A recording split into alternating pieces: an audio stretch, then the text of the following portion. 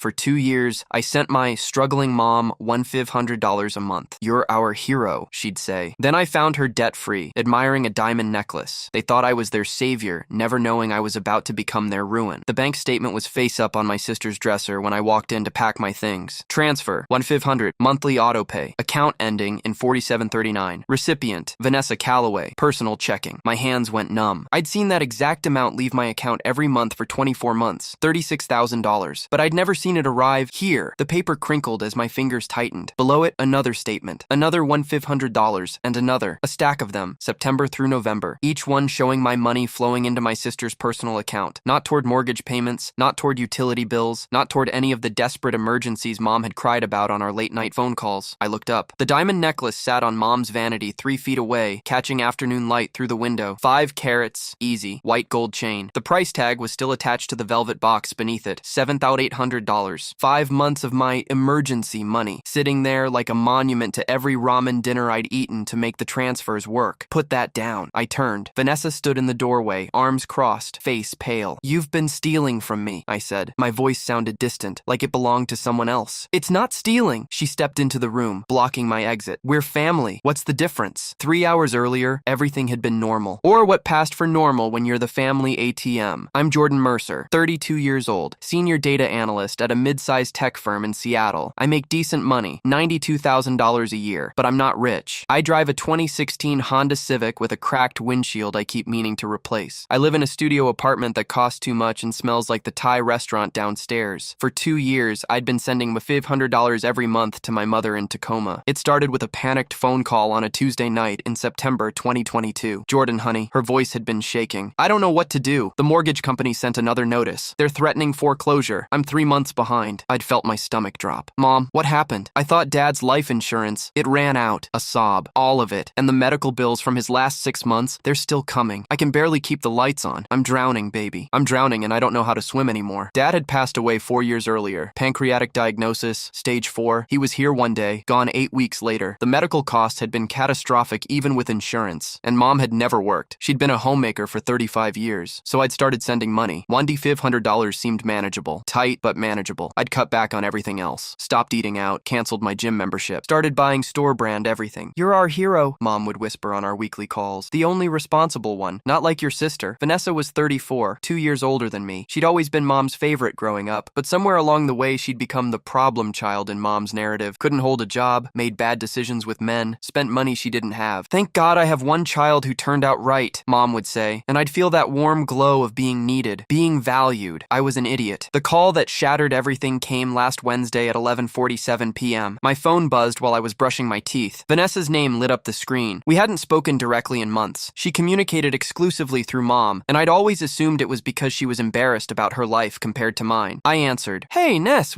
stop pretending you're helping." Her voice was ice cold, contemptuous. "Nobody sends that much money without expecting something back. You want the inheritance." I'd almost laughed. "What inheritance? Mom's drowning in debt. You really think you're smarter than everyone, don't you?" Then I'd heard it. Mom's voice in the background. Not trembling, not weak, clear and strong and sharp. "Tell him to stop being such a martyr, Vanessa. He's ungrateful." The word hit like a physical blow. Ungrateful for paying her bills for 2 years? "Mom?" I'd said into the phone. "Mom, what's going on?" Vanessa had laughed. "She can't hear you. She's busy admiring her new bracelet." The call ended. I'd stood there in my bathroom, toothbrush dripping in my hand, trying to make sense of it. Mom's voice hadn't sounded like the woman who'd sobbed about foreclosure notices. It had sounded like she was at a dinner party, annoyed at an inconvenience. I'd thrown on jeans and a jacket and driven to Tacoma through a snowstorm. The highway was treacherous, black ice everywhere, but I barely noticed. My brain kept replaying that tone in her voice. Ungrateful. Mom opened the door before I could knock. She wasn't surprised. She was prepared. Arms crossed, chin high, lips pressed into a thin line. "You shouldn't be here," she said flatly. "Mom, what's going on? I heard you on the phone with Vanessa. You think paying a few bills gives you the right to judge us?" She stepped forward, forcing me back onto the porch. Snow was falling harder now, collecting in her hair, but she didn't seem to notice. "You wanted to feel superior. Well, I don't want your money anymore, or your attitude. Get out. A few bills?" My voice cracked. "I've sent you $18,000 this year alone that you could afford." She jabbed a finger at my chest. "You make good money, Jordan. You don't have kids. You don't have a mortgage. So you send some help to your struggling mother. That's what decent children do. But you're not struggling. Get out." The transformation was instant. Her face twisted into something I'd never seen before. Pure rage. "Get out of my house. You're not welcome here anymore. She'd slammed the door so hard the wreath fell off. I'd stood there in the snow, shaking, watching through the window as she walked back into the warm house. Vanessa appeared beside her. They were laughing about something. They were laughing. I'd driven home in a fog. Literally and figuratively, the snow had gotten worse. Visibility maybe 50 feet, but I barely registered it. My phone buzzed twice with texts from Mom. Don't come back here. I mean it. You can pick up your things next week when we're not home. I'll leave the garage open. Saturday morning, I'd returned with a moving truck and 2 guys I'd hired off TaskRabbit. Mom's car was gone. So was Vanessa's Lexus. A Lexus. I'd been driving a decade-old Honda while sending money to someone who drove a $55,000 Lexus. I'd started in my old bedroom. Everything was still there from high school. Trophies from track meets, posters of bands I'd loved, my collection of science fiction paperbacks. I'd packed it mechanically, not really seeing any of it. Then I'd gone to Vanessa's room to grab a box I knew she'd stored some of my old college textbooks in. That's when I'd found the statements. "You can afford it!" Vanessa was yelling now, her face flushed. "You have no idea what it's like. Mom needed help. Mom owns this house free and clear." I pulled out my phone, pulled up the county assessor's website where I'd checked the property records at 3 a.m. last night. No mortgage. Hasn't had one for 6 years. Dad paid it off with his retirement fund before he got sick. Her mouth opened, closed.